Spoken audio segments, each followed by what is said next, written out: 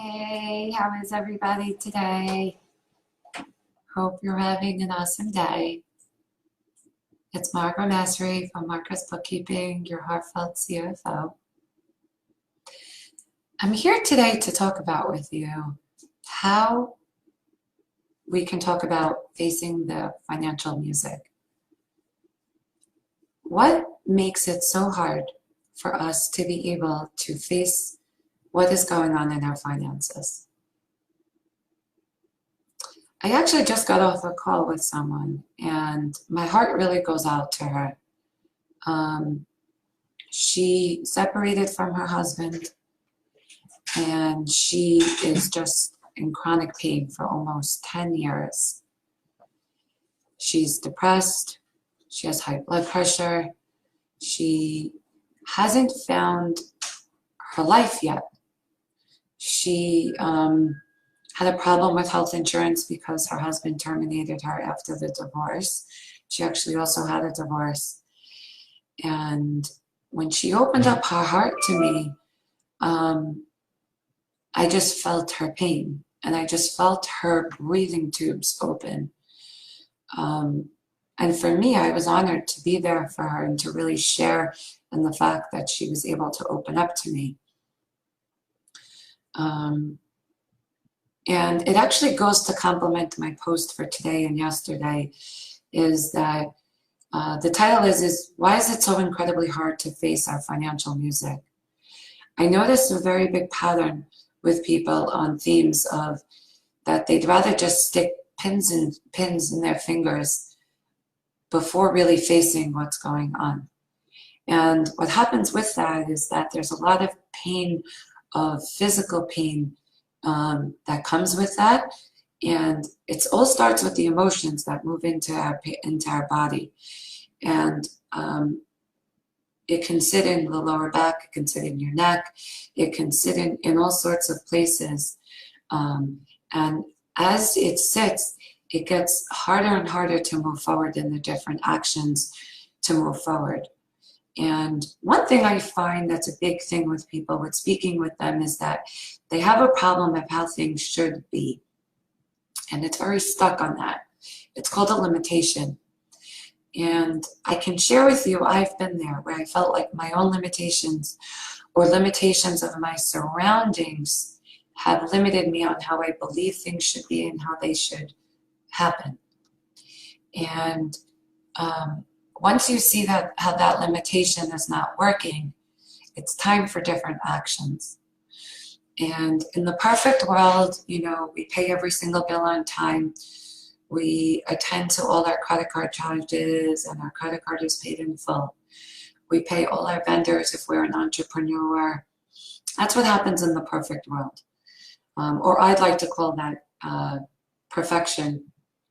You know, but reality is that not that it's okay to pay a bill late, but sometimes the surroundings actions take a toll on that.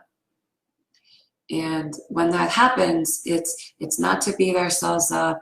It's not to really be stuck in that. It's about how can we open up ourselves to the music to move forward.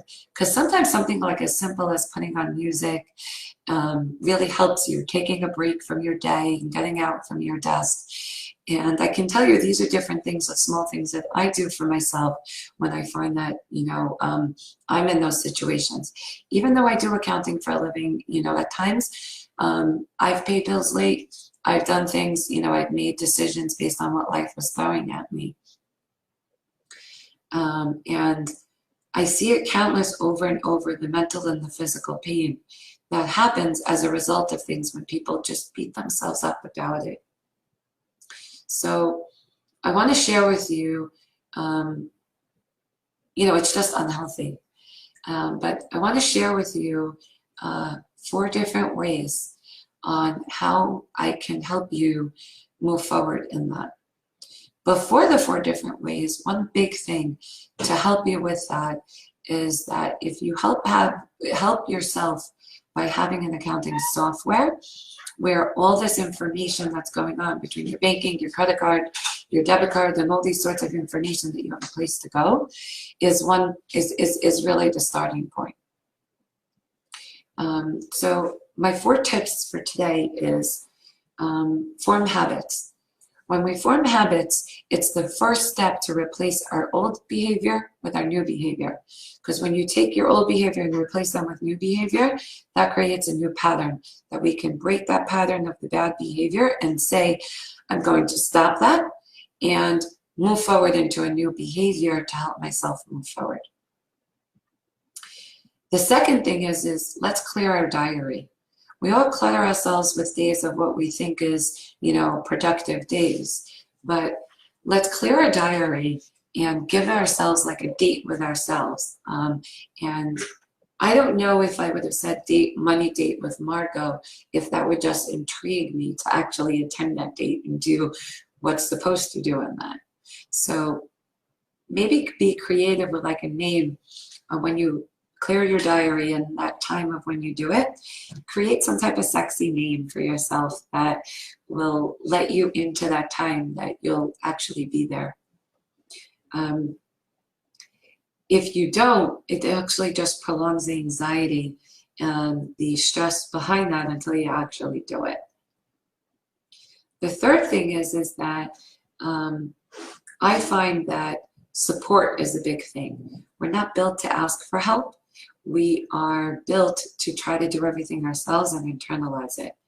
And I can tell you I'm number one there, where I internalize everything. But once you open up your world to support, it's a brand new world. And when I started my business over 10 years ago, I was a huge, hot mess. I didn't understand what support was like. I didn't ask, and I would just try to do everything myself. And once I opened up my world to support, it just created a whole new world. And you can open up yourself to family, somebody who you trust. And like this example of this client who I just spoke to, she just could not get herself to talk to family because it just kept piling onto her where, her neck would be cringed and how she would walk. And then all sorts of things to get her there and the steps of that. So I suggest that even though it costs money, you work with a professional so that you feel like it's secure, you feel it's private, so that you can move forward and really open up. And if you do those types of things, it's truly the best step to move forward. It's really the first step is to agree. Because the biggest thing is that with that step of support is people say, I don't have money. We all say that we don't have money, and a lot of ways our bank account may not prove it, but it's what we do to sacrifice to make that next step. And our bank account may say $500 and the fee is $2,500, but the question comes back to you is what are you willing to do to make that next step when you have all these things that you need to take care of? So like my example of this current client situation, she hasn't filed tax returns since 2009. And we're now in 2018. So she has all those years, and you guys can calculate how many years she has to take care of. And it's going to cost her, but it's not only in terms of the preparation, it's the work to the IRS that's going to happen too of all the fees.